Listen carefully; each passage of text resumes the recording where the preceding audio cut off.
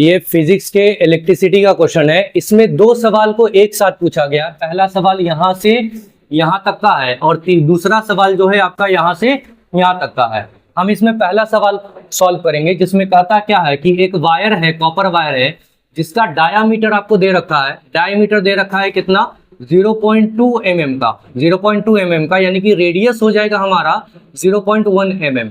0.1 mm। अब ये mm में है तो इसे कन्वर्ट करेंगे मीटर में।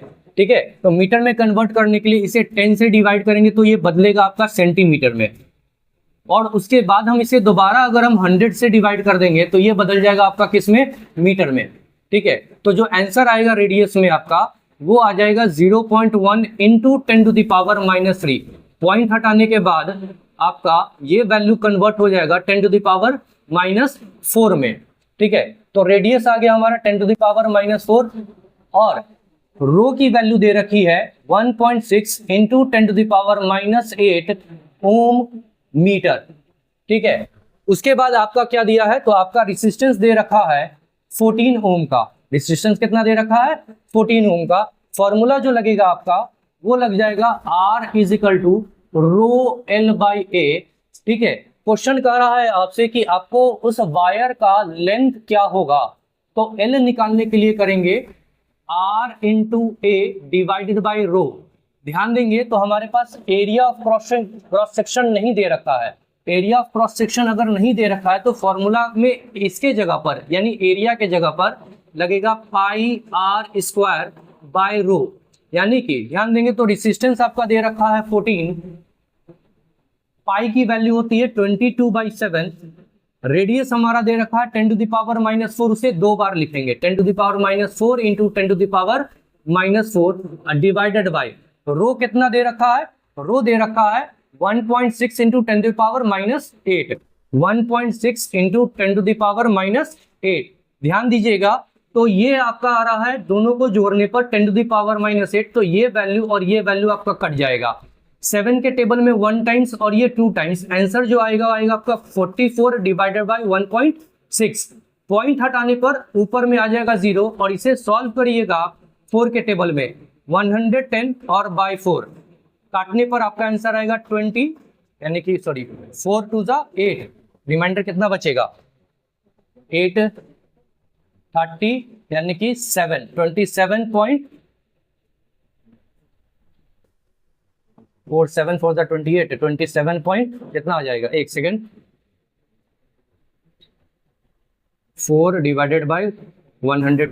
तो लेंथ ऑफ द वायर जो है आपका वो आ जाएगा इसको डिवाइड करने पर, यानी 110 को जब आप 4 से डिवाइड करिएगा आंसर आ जाएगा 0.5 मीटर। ये आपका आ गया लेंथ ऑफ द वायर की। लेंथ ऑफ वायर आपका क्या होगा अगर रेजिस्टेंस 14 ओम का रहा तो।